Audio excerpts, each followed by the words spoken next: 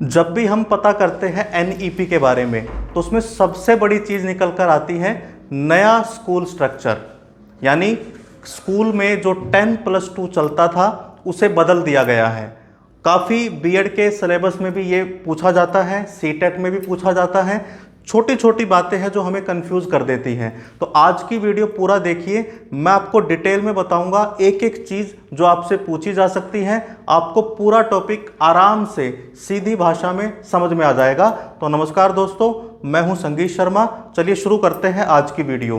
तो आज हम बात करेंगे एनईपी 2020 में जो नया स्कूल का स्ट्रक्चर दिया है उसके बारे में। क्या है उसमें?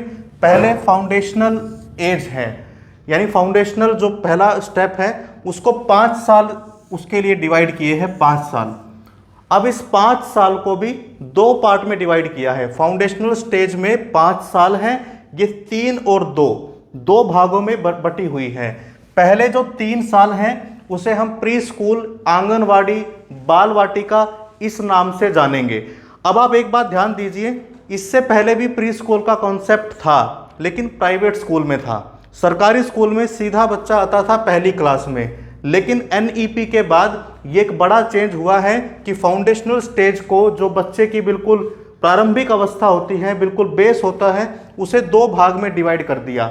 3 साल प्री स्कूल होगा, आंगनवाड़ी होगी, 3 साल का बच्चा एडमिशन लेगा, 6 साल तक रहेगा। तो अब आप इसमें 3 चीज़ें याद रखिए। स्टेज का नाम क्या है, कितने साल की है, 2 भाग में डिवाइड है, और एज क्या है बच्चे की। 3 साल का बच्चा आएगा, 3 साल तक वो आंगनवाड़ी में रहेगा। अब इसमें क्या है, फ्लेक्सिबल रहेगा उसका सारा जो करिकुलम है। असल में जो भी खेल कूद वो करता था अपने घर पे आंगनवाड़ी में, वो सारी एक्टिविटी वो यहाँ करेगा, खेलेगा। और सबसे बड़ी बात, मातृभाषा का प्रयोग बच्चों को करना सिखाया जाएगा। अगर वो करते हैं तो उन्हें किसी भी तरह से डांटा नहीं जाएगा। अगर हरियाणा का बच्चा हरियाणवी में बोलता है, पंजाब का बच्चा पंजाबी में बोलता है और दिल्ली का बच्चा हिंदी में बोलता है तो कोई दिक्कत नहीं है। मातृभाषा पर जोर दिया गया है कि बच्चे की जो फाउंडेशन होगी, जो उसका बेस बनेगा, वो मातृभाषा से बनेगा, क्योंकि यहाँ बच्चा इस भाषा में कंफर्ट होता है। तो जो इंग्लिश का हवा था दिमाग में, उसे निकालने का बढ़िया प्रयास है ये। दूसरी स्टेज 5 को 2 भाग में बांटा है, 3 और 2। दूसरे जो 2 साल है वो फर्स्ट एंड सेकंड क्लास है। यहाँ तक कोई क्लास नहीं थी। आंगनवाड़ी में बच्चा आया, खेल कूद करेगा, एक्टिविटी करेगा, मज़े करेगा, बिल्कुल खेल में कुछ सीख जाएगा। लेकिन उसे किसी तरह का एग्ज़ाम, किसी तरह का बर्डन, किसी तरह का स्ट्रेस उसे नहीं दिया जाएगा। मातृभाषा में सब काम होंगे। अब यहाँ बच्चा 6 साल का हो गया, इस स्टेज पर आ गया, फर्स्ट क्लास में आ गया, तो 2 साल वो यहाँ लगाएगा, 6 से 8, 2 साल वो यहाँ लगाएगा। सेम यहाँ भी उसके साथ फ्लेक्सिबल अप्रोच अपनाई जाएगी। यानी किसी तरह के एग्जाम स्ट्रेस से, किसी तरह के होमवर्क से, बैग के बोझ से उसे दूर रखा जाएगा। जो सिखाया जाएगा उसे मातृभाषा में ही सिखाया जाएगा। बेसिक्स जो भी सिखाते हैं, हम काउंटिंग सिखाते हैं, अल्फ़ाबेट सिखाते हैं, सब सामान्य भाषा में उसे सिखाए जाएंगे। बिल्कुल उसे किसी तरह के भी स्ट्रेस से दूर रखने का प्रयास है। अब जो दूसरी स्टेज है, प्रिपरेटरी स्टेज जो है, वो 3 साल की है। अब इसमें बच्चा 8 साल का हो गया।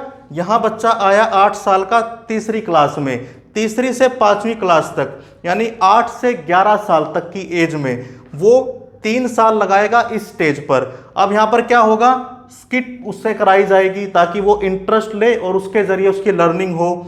इंटरेक्टिव सेशन रहेंगे। 1 वे टीचिंग जो चलती थी कि बस टीचर ने पढ़ाया, बच्चा चुप मूक दर्शक बन के सुनता था और अपना काम करके, होमवर्क करके जमा कराता था। नहीं होमवर्क किया तो उसे डांट पड़ती थी। ये नहीं होगा, इंटरेक्टिव होगा। बुक्स के साथ उसका इंट्रोडक्शन यहाँ पर हो जाएगा। थोड़ा सा फॉर्मल एजुकेशन यहाँ से उसकी शुरू हो जाएगी। पिछले वाले स्टेज पर उसकी जो एजुकेशन थी वो मातृभाषा में, खेल कूद में, प्ले वे मेथड से, एक्टिविटी के जरिए कराई जा रही थी। यहाँ पर उसे बुक्स के साथ इंट्रोड्यूस करा दिया जाएगा। बेसिक कॉन्सेप्ट जो है मैथमेटिक्स के, साइंस के, वो तीसरी क्लास से 5वीं क्लास तक उसे बताए जाएंगे। अगेन हर एक स्टेज पर एक बात ध्यान रखिए, मातृभाषा की इंपॉर्टेंस बनी रहेगी। हालांकि दूसरी लैंग्वेज बच्चा सीखेगा, लेकिन मातृभाषा को जो हम अभी तक इग्नोर करते थे और मजाक उड़ाते थे, अगर कोई बिहार का बच्चा बिहारी भाषा के लहजे में बोलता है तो हम उसका मजाक उड़ाते थे। साउथ इंडियन वाला बच्चा कोई उस लहजे में बोलता है उसका मजाक उड़ाते थे। हरियाणा का बच्चा अपनी मातृभाषा के लहजे में बोलता था उसका मजाक उड़ाया जाता था। तो ये सारी चीज़ें दूर करने का प्रयास यहाँ पर किया गया है। अब इसके बाद बच्चा आएगा मिडिल में। मिडिल में अगेन 3 साल है। 3 साल में बच्चा, अब यहाँ पर उसने 5वीं पास की, 11 साल का हो गया, तो अब बच्चा आ गया 6ठी क्लास में। तो 6ठी, 7वीं, 8वीं, ये 3 क्लास बच्चा यहाँ पास करेगा। 11 से 14 साल तक बच्चा मिडिल में रहेगा। अब देखिए यहाँ पे लैंग्वेज स्किल उसके अंदर डाली जाएगी। यहाँ तक उसे बेसिक लैंग्वेज के साथ हमने इंट्रोड्यूस कराया था, यहाँ हम उसे लैंग्वेज की स्किल, बोलना कैसे है, पढ़ना कैसे है, सुनना कैसे है, लिखना कैसे है, ये सारी स्किल उसके अंदर डाली जाएगी।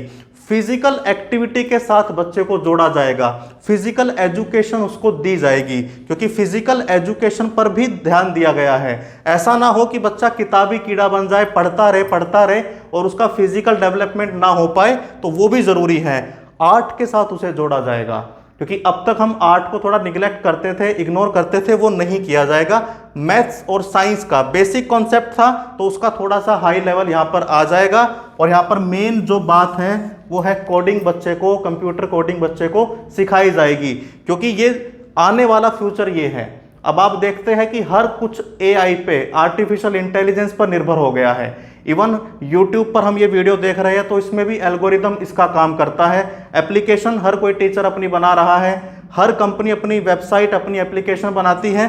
तो ये बड़ा एक बदलाव है कि बच्चे को 6ठी से 8वीं क्लास के बीच कोडिंग की एजुकेशन, कंप्यूटर कोडिंग के बारे में बताया जाएगा। यहाँ से सवाल आ सकता है कि किस ईयर में, किस एज में या किस स्टेज पर बच्चे को कंप्यूटर कोडिंग इंट्रोड्यूस कराई जाएगी, तो वो है मिडिल में, 6ठी से 8वीं क्लास, 11 से 14 साल की उसकी एज है। तो ये आपको ध्यान रखना है। अब इसके बाद बच्चा आएगा सेकेंडरी स्टेज पर, ये 4 साल की रहेगी। 4 साल यानी बच्चा यहाँ 8वीं पास कर चुका है, 9वीं, 10वीं, 11वीं, 12वीं, 14 साल उसकी एज थी, 14 से 18 साल यहाँ पर बच्चा रहेगा सेकेंडरी स्टेज पर। अब यहाँ पर बड़ा बदलाव जो हुआ है वो यहीं पर हुआ है। यहाँ पर क्या है, स्किल ओरिएंटेड एजुकेशन आ जाएगी। जो पहले हम क्या करते थे, स्किल तो एजुकेशन में था ही नहीं, किताबी ज्ञान दिया जाता था, अब उसे पूरी तरह बदल दिया है। बच्चे को स्किल के साथ जोड़ा जाएगा, जिस भी स्किल में उसका इंटरेस्ट होगा उसकी ट्रेनिंग उसे दी जाएगी। साथ में बहुविषयक यानी अलग अलग सब्जेक्ट बच्चा इकट्ठे पढ़ सकता है। अब इसमें मजेदार बात सुनिए, अगर मेरा इंटरेस्ट फैशन स्टडीज में है, मैं एक सब्जेक्ट वहां से ले सकता हूं। अगर मेरा साथ में मैथ्स में भी इंटरेस्ट है, मैं एक सब्जेक्ट वो ले सकता हूं। साथ में मुझे हिंदी पढ़नी है, वो ले सकता हूं। पहले क्या था, आर्ट्स के सब्जेक्ट फिक्स थे, साइंस की स्ट्रीम के फिक्स थे, कॉमर्स के फिक्स थे। अब ऐसा नहीं है, बच्चा कहीं से भी उठा के कोई भी कॉम्बिनेशन बना के यहां पर वो सब्जेक्ट ले सकता है अपने इंटरेस्ट के हिसाब से, पसंद अनुरूप। इंटरेस्ट पर बेस होगा बच्चे के, और बच्चा चाहे तो वो एग्जिट भी कर सकता है। उसे लगता है कि मुझे 10th के बाद नहीं पढ़ना, मुझे प्रोफेशनल कोर्सेज करने हैं, स्किल ओरिएंटेड कोर्सेज करने हैं, तो वो वहां भी जा सकता है। बड़ा बदलाव यहां पर हुआ है। और आप एक बात ध्यान रखिए, ये आने वाले समय में, अभी भले जो हम पुराने 10+2 के ढर्रे से अगर देखें तो हमें लगेगा कि यार ये तो थोड़ा सा पजल कर दिया, ऐसा बिल्कुल नहीं है। बच्चा अब स्किल के साथ जुड़ेगा, अपनी पसंद के अनुरूप सब्जेक्ट पढ़ेगा। अभी तक क्या होता था कि वो सोसाइटी के प्रेशर में, पीयर प्रेशर में कोई भी सब्जेक्ट चुनता था, उसके अंदर उसका इंटरेस्ट नहीं आता था, वो 5 साल 10 साल उसमें लगाता था, फिर कोई दूसरा काम करता था, तो वो समय बच्चे का बचेगा। तो अब स्ट्रक्चर को अगर हम देखें तो क्या बना, 5 क्या है, फाउंडेशन में जो 2 पार्ट में डिवाइड है, 3 और 2, 3+2, 3 आंगनवाड़ी, 2 फर्स्ट एंड सेकंड। उसके बाद दूसरा चंक है 3 साल का, 5+3। अब ये 3 साल कौन से हैं, तीसरी, चौथी, 5वीं। उसके बाद अगेन दूसरा चंक है 3 साल का। अब इस 3 में कौन से हैं, 5वीं वहां तक हो गई, 6ठी, 7वीं, 8वीं, और उसके बाद 4, 9वीं, 10वीं, 11वीं, 12वीं। तो 5+3+3+4 ये नया स्ट्रक्चर है स्कूल का। इस हिसाब से अब NEP 2020 बोलती है कि ऐसे स्कूल चलेंगे, 10+2 अब नहीं चलेगा। तो मैंने आपको कोशिश की है कि मैं आपको बेसिक बता दूं सारा। इसको डिटेल अगर आप पढ़ना चाहें तो NEP का डॉक्यूमेंट पब्लिक है, आप वहां जाकर इसको डिटेल में पढ़ सकते हैं। आपका कोई सवाल है इसके रिगार्डिंग तो आप मुझे ज़रूर पूछिए। और अगर आप चाहते हैं कि एजुकेशन के इस टॉपिक पर मैं वीडियो बनाऊं तो कमेंट सेक्शन में वो भी बताइए। वीडियो देखने के लिए धन्यवाद। अगर आपने चैनल को सब्सक्राइब नहीं किया है तो सब्सक्राइब जरूर कीजिए, लाइक कीजिए, शेयर कीजिए। Thank you very much.